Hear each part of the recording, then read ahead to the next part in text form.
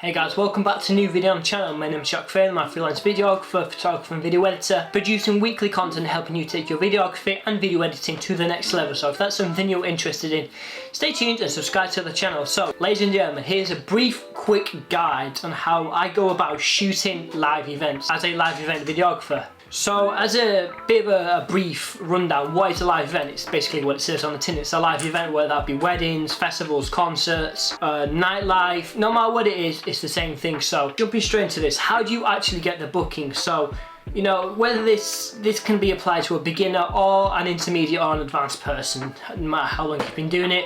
This method is about cold emailing or cold DMing as I call it. What you're going to do, you're going to go to Instagram, you're going to go find a local event organizer, promoter, and whoever's putting on this event. For me, I'm going to use Adobe events in Manchester. They're a local event organizer. So what you're going to do, you're going to go to message, you're going to go to the Instagram page, hit message and put this. Something along these lines. Hey, I'm a local music videographer. I saw that you were hosting a live event at such and such at XYZ. I would like to offer my services. Here is a recent piece of work, and then you'll link your recent piece of work, and then you'll also link your website.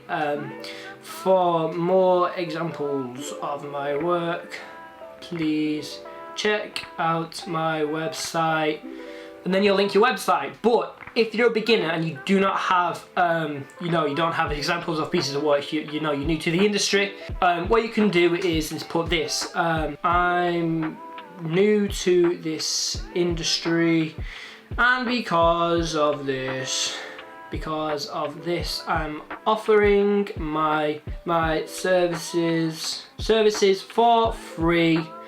If this interests you, let me know. And then you're going to copy and paste that and send it to hundreds and hundreds of event organizers, promoters, basically people who put on live events. And once you have your an interest, what you're going to do, you're going to organize a Zoom meeting with them or a Google Meets meeting, whatever. You're going to get them on a call and you're going to ask them some questions.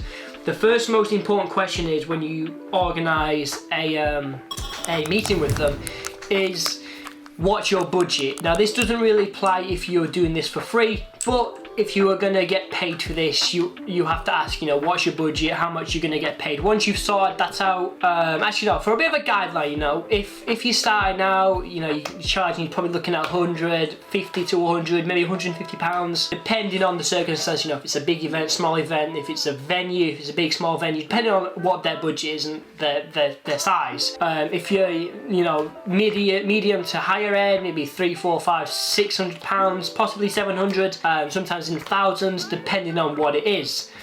So once you've sorted out your budget, you're then going to ask them some, basic questions. One of the questions I always ask, you have to ask this question, is what music do you want me to edit to? Because that will, change the edit, it will affect everything. So figure out what, basically ask them what they want, what shot types they want, what music they want you to edit to, how long you want, like the running length of the video, if it's going to be a 1:30 video versus a 45-second video. All of these affect the editing style. So figure out what they want, and ask if they can send over any examples of what they like, any preview examples of any previous videographers that they've done, that made a video for them, or if they like some other pieces of work from another event organizer. See if you can get some examples from them. And once you've got an idea of what they want, you are then gonna go away, do some pre-production, and then the day's gonna come when you're going to shoot the event. Now when you were shooting the event, depending on the scale, if it's a more smaller event, or if it's a wedding or sorts, they won't give you this. But if it's more like a festival, concert, a sport, especially a sports event,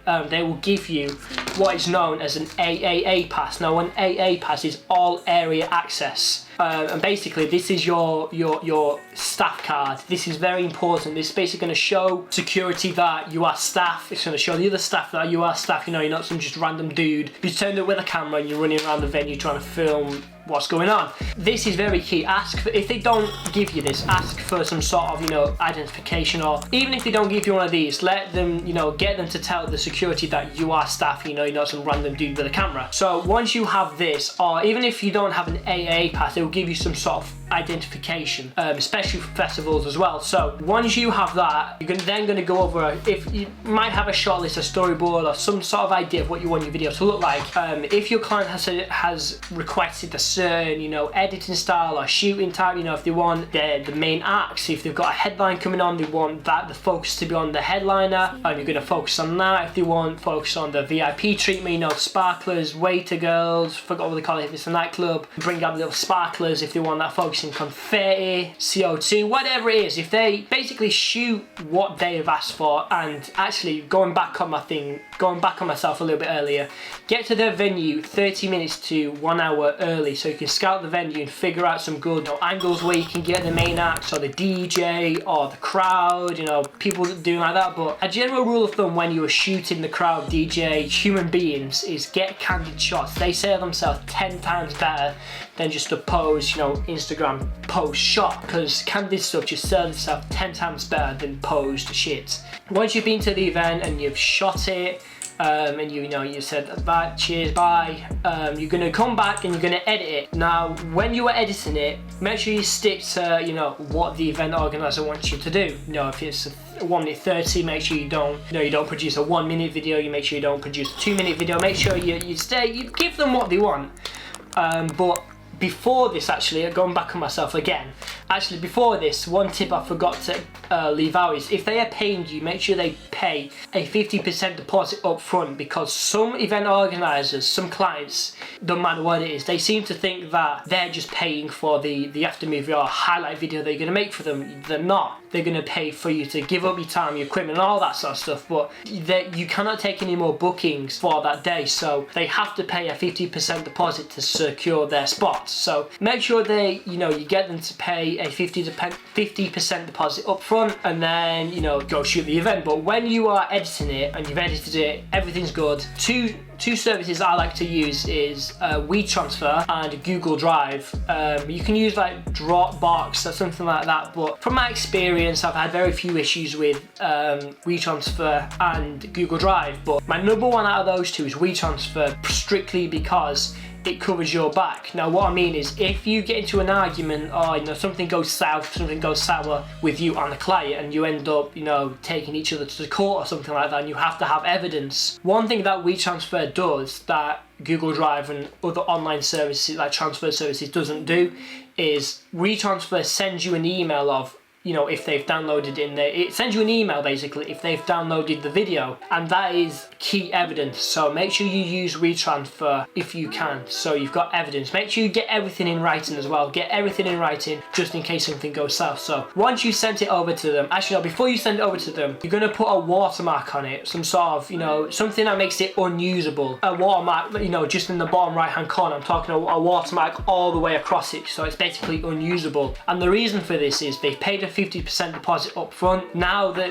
you know, if they want any revisions doing, you can do the revisions, but if they're happy with it and they want to release it, they're then going to release the second and final part of the money to you. So put watermark all over it, and then they're going to send you the money, and then once you've, you know, confirmed receipt, you've been paid, they're going to send the final version without the watermark over to them. You know, shake hands, good doing business with you, and Bob's your uncle. But apart from that, guys, that's the basics. A very primitive guide on how to shoot a live event. One thing I forgot to mention is I'm going to be doing a whole series on this, a 3-part series. Before you go to the event, actually on the event and pre-production, I'm going to have a whole video coming out on this. I'm shooting an artist at warehouse projects in 2 days time, so I'm going to document the entire thing. I'm going to produce it, put it on YouTube, do some behind the scenes, you know, first-hand experience, what it's like to actually go to a venue and shoot an artist, basically shoot a live event. So if you're interested in seeing what it's actually like shooting a live event, stay tuned for that video. It's going to come out in like a week or two. Stay tuned for that. But that's been it from me, guys. If you like what you see here, subscribe to the channel and check out some of my other videos. And if you want to check me out on some other social media platforms, check me out on TikTok. I have a TikTok at Jack.F Productions,